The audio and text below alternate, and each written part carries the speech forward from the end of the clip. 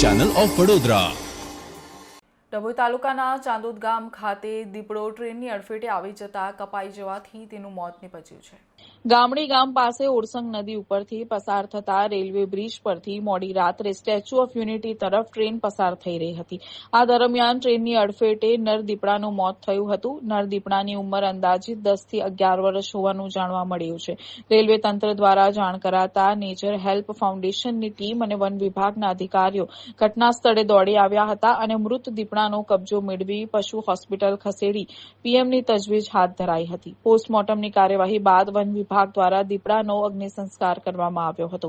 ઉલ્લેખનીય છે કે ટ્રેનની અડફેટે દીપડાના આ ત્રીજી ઘટના છે। પ્રથમ અકસ્માત માર્ચ 2024માં બન્યો હતો, બીજો 23 જાન્યુઆરી 2025 અને ત્રીજો બનાવ આજરોજ બન્યો છે, જેમાં અંદાજે 10 થી 11 વર્ષની ઉંમરનો 120 કિલો વજન ધરાવતો દીપડો મોડી રાત્રે ટ્રેનની અડફેટે આવી જતા તે 70 થી 80 ફૂટ રેલવે બ્રિજથી નીચે નદીમાં ફંગોળાયો હતો અને કરુણ મોત નીપજ્યું હતું।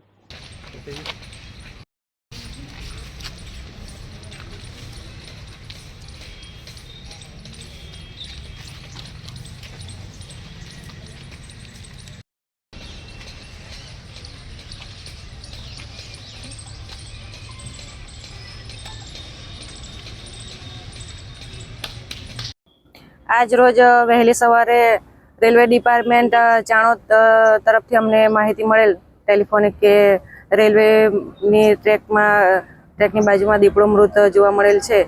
તો અમારા ડિપાર્ટમેન્ટના સ્ટાફ અને એનજીઓના સ્ટાફ સાથે તાત્કાલિક ઘટના સ્થળે પહોંચી તપાસ કરતા ઓરસંગ ગામડી રેલવે બ્રિજથી નીચે દીપડો પડેલો હતો અને ત્યાં અમે વધુ તપાસ કરતા દીપડો નદીની બાજુમાં પડેલ હતો અને ત્યાંથી અમે દીપડાનું લઈ ડભોઈ પશુ દવાખાને પીએમ કરાવી હવે એમનો અગ્નિ સંસ્કાર કરીશું। કેટલી ઉંમર હશે દીપડો વજન એમનું 100 થી 120 કિલોગ્રામ જેટલું હશે। ઉંમર લગભગ 10 થી 11 વર્ષનો છે। નર છે કે નારા છે? નર છે। બેન, વારંવાર આ બનાવ બને ત્યાં ત્રીજો બનાવ છે, તો તમારા તરફથી શું પગલાં લેવાયા મૂંગા જાનવરોને બચાવવા માટે?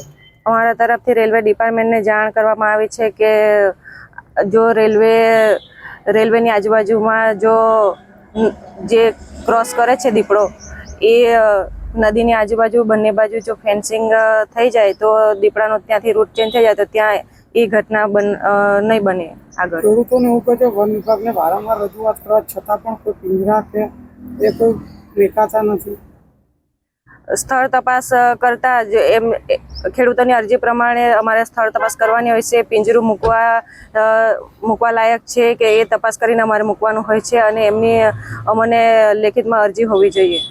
લેખિતની અરજીની તમે રાહ જુઓ છો, 3 બનાવ બની ગયા છે, તો તમારા તરફથી મેકાય ખરા કે ના મેકાય?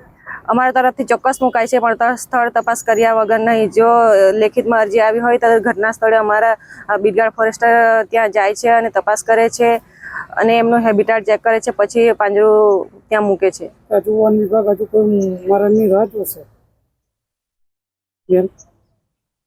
તો કોઈ રાહ જોઈને બેઠા કે હજુ મારે પછી ડિપાર્ટમેન્ટ તરફથી દીપડા તથા વન્યજીવોને બચાવવાના પ્રયત્નો થાય છે।